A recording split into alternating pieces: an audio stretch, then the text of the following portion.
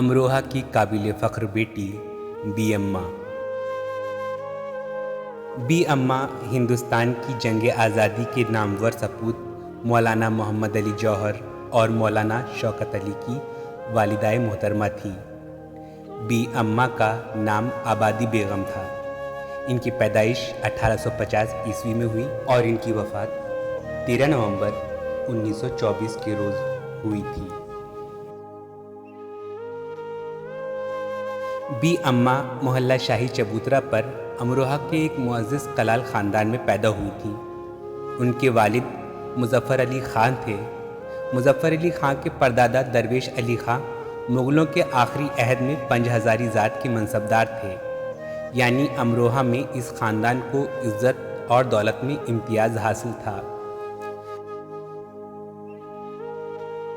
امروہہ کے مشہور نقشبندی بزرگ حضرت حافظ عباس علی خان بھی اسی خاندان کے چشم و چراغ تھے، جن کے نام پر تحصیل کے پاس مسجد حافظ عباس علی خان موجود ہے۔ آپ کا مزار امروہہ میں بجنور روڈ پر روضہ حافظ عباس علی خان کے نام سے مشہور ہے۔ بی اماں کی شادی رامپور میں عبدالعلی صاحب سے ہوئی، جو رامپور ریاست میں ملازم تھے۔ محض 27 سال کی عمر میں بی اماں بیوہ ہو گئیں۔ ان کے دوسرے نکاح کی بھی کوشش کی گئی، لیکن انہوں نے صاف انکار کر دیا اور خود کو اپنے بچوں کی تعلیم و تربیت کے لیے وقف کر دیا۔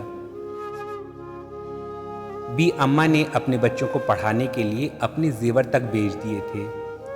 یہ بی اماں کی ہی تعلیم اور تربیت کا اثر تھا کہ ان کے دو بیٹوں مولانا محمد علی جوہر اور مولانا شوکت علی نے ہندوستان میں خلافت موومنٹ شروع کیا، جس نے کانگریس کے ساتھ مل کر ہندوستان کی آزادی میں ایک اہم کردار ادا کیا تھا۔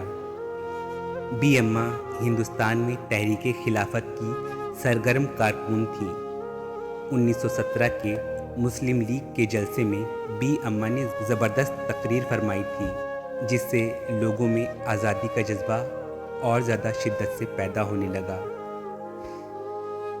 جس زمانے میں ان کے بیٹے محمد علی اور شوکت علی تحریک خلافت کے سلسلے میں جیل میں تھے، اس وقت اس تحریک خلافت کی کمان بی اماں نے سنبھال لی اور پورے ہندوستان میں اپنی تقریروں سے لوگوں کے دلوں میں آزادی کے جذبات کو ابھارنے میں کامیاب ہوئیں۔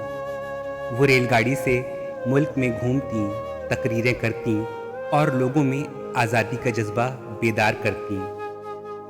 1923 میں جامعہ ملیہ کے سالانہ جلسے میں انہوں نے زبردست تقریر کرتے ہوئے کہا کہ میں نے اپنا برقع اس لیے اتارا ہے کیونکہ اس ملک میں اب کسی کی بھی آبرو باقی نہیں۔ 1857 سے میں نے اپنے جھنڈے کو اترتے دیکھا ہے، اب میری تمنا ہے کہ انگریزوں کے جھنڈے کو اترتے ہوئے دیکھوں۔ 13 نومبر 1924 میں خلافت کی یہ شیدائی خاتون اپنے مالک حقیقی سے جا ملی اور دلی میں روضہ شاہ ابوالخیر فاروقی میں دفن ہوئی۔ اللہ غریق رحمت کرے۔